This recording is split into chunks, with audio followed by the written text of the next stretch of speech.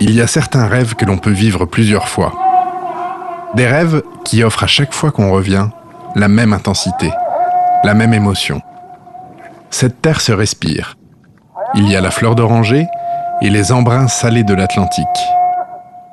Selon les jours et les caprices du vent, on perçoit le grésillement du désert ou le fracas des vagues.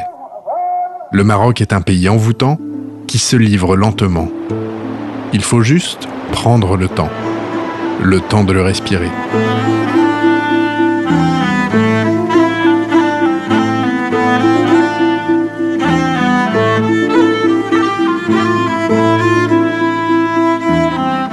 Tu entends très souvent au Maroc, sois le bienvenu. C'est un pays, une diversité de paysages fantastiques.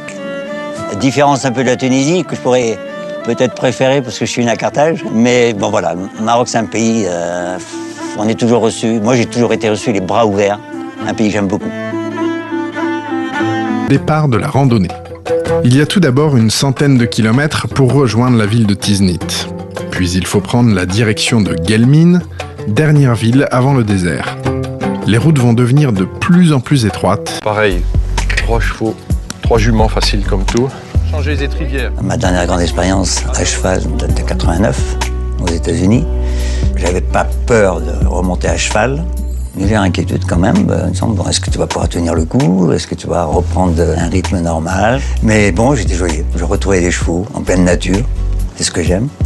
Et les barbes en plus de ça. J'avais photographié des barbes pour un sujet. Et là, j'allais monter un barbe pour la première fois.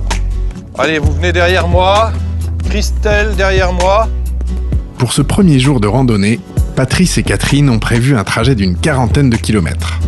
Les chevaux vont d'abord longer l'oasis de Tigmert pour découvrir d'autres coins de verdure perdus au milieu de ce plateau aride. Après un passage par le village de Fasque, ce sera l'ascension d'un petit col avec une vue plongeante sur une faille géologique qui abrite un trésor dans cette partie du monde, de l'eau. Il restera 18 km de galop à travers une plaine désertique pour rejoindre le fort d'Anéja, où les randonneurs vont bivouaquer pour la nuit. Un trajet plein de surprises avec un invité qui s'annonce doucement mais sûrement, le vent.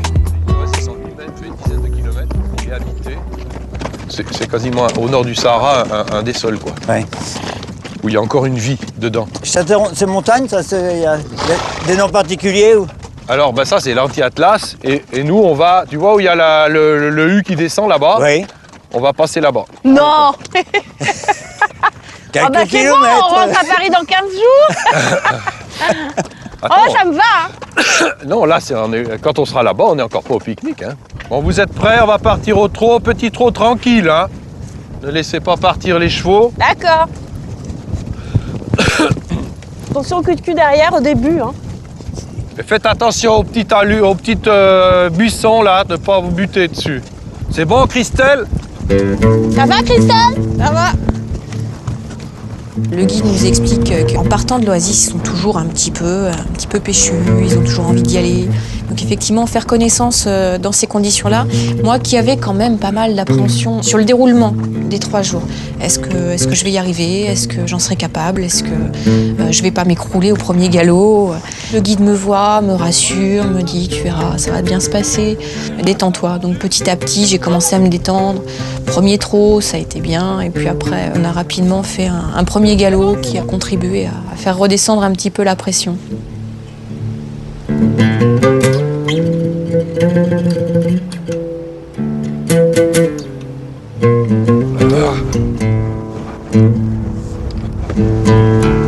Oh.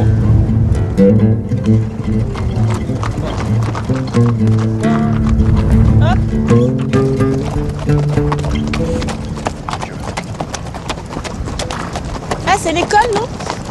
Oui. Et ça c'est les panneaux électoraux. D'accord. Tu vois, ils noient les parcelles là sous ouais. les oliviers. T'as vu, c'est des beaux oliviers ça. Ah, ils sont beaux.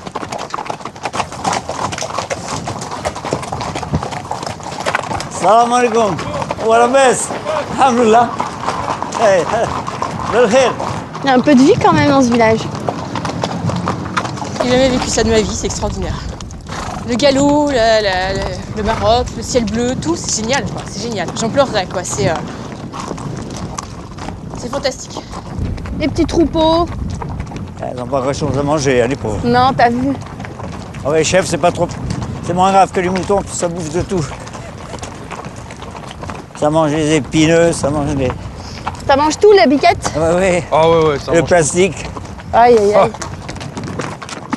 On mange tout, la petite biquette. elle grimpe dans les arbres. Et des corps de western un peu, hein. Ah, c'est beau.